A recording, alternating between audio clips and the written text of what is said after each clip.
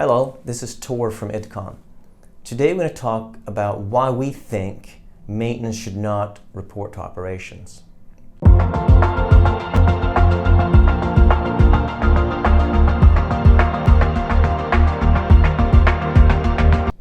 What typically happens is that you have a central maintenance organization. You may have people working in the areas, but the reporting structure is central. And somebody comes up with this idea that we should have maintenance report to the area teams. So we basically decentralize maintenance and we put all the maintenance people reporting to each of the operations managers in the area. So let's say we have 5 areas in our plant, mill, mine. So we now go from having these people reporting to a central maintenance manager, even though they may work in the areas, but now report to the operations manager. The reason we often hear why we should do this is that we get closer partnership with the team, so we get smaller teams.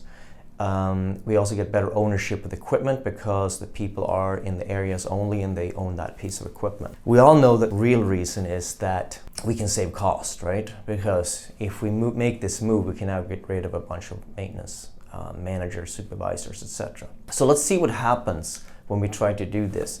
I think the fundamental problem is that we're asking often an operations manager, or in this case 5 different operations managers, that has very little experience with maintenance to manage maintenance, and that's just not working out. To asking somebody to have 2 jobs basically and be very capable of both operations management and maintenance management. Those people are just not around. There's a few people, and you may actually be successful for a little bit if you have one of these superstar managers, but in the long run, eventually you're going to have somebody that can't do that job.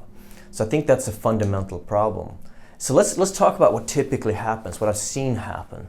So we make this move where we make maintenance report to the local operations manager. The first thing that typically happens is that we move more people, I mean the operations guys, they move more of the maintenance people on shift, because the logic is, well, equipment run 24/7. So why wouldn't we move the maintenance people on shift so we can take care of all these little things that happens all the time and take care of them right away? And for you that have experience in maintenance, realize this happens right here, right? We're moving to a more reactive situation where we take care of whatever pops up, because that's typically the mindset of operations. Operations works from shift to shift. They're looking at the production for this shift to the next shift, right? So once that happens, the next thing that happens is that we want to get the maintenance guys closer to the area. So we move them closer to the equipment, the production line. And now we have more people on shift. We have the people near the production line. So now we can have them do the jobs that pop up all the time. And now it's so easy to talk verbally and ask somebody, hey, can't you go over and fix this thing over here? It just takes half an hour. So we start skipping work requests and work orders, which means our equipment history and our equipment spend, our maintenance budget gets kind of muddled up. It's the same budget as operations anyways, we're the same team. So we stop keeping really good track of what we're doing over time. Now the organization becomes a little more reactive, so now we don't really have time to do PMs and inspections because we're working on these honey-do jobs. So reliability start going down slowly, and then we start seeing the maintenance costs go up. But we may not even see this because we don't keep track of cost anymore. Remember, we only have work orders for the really big jobs and the shutdown jobs. All the little jobs day to day, we may skip having work requests and work orders on. So we may not even see that this cost goes up. So therefore, we increase overtime, and we'll see contractors coming on board. We have more contractors, so the actual costs start going up. And of course, this is a hard thing for somebody to admit, because whoever made this move to decentralize maintenance probably won't jump up and say, oh, I made a mistake, let's revert this. So you may be stuck in the situation for a while. Now, if you think about this, there's other things that happen too.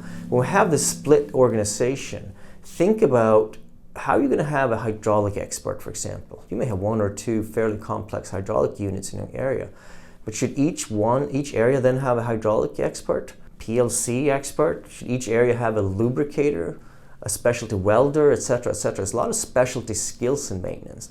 And do you think the operations managers will be competent enough to be able to coordinate the training? So let's say area 1 needs more hydraulics expertise.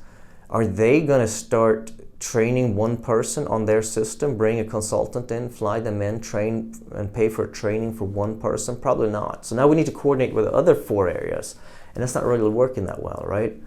Also, when I want to move people from one area to another, let's say area 3 has a shutdown, it's going to be very hard to get people from the other areas because everybody want to have their people in the area available, right, to do all these honey-do jobs. So to summarize, there's a lot of problems that happen when we have maintenance report to operations and we split the organization up. And I still think the core problem is that we just can't expect an area operations manager to organize and coordinate all the things in maintenance and understand all the processes and all the skills that are required to do a good job in maintenance. Thank you for listening.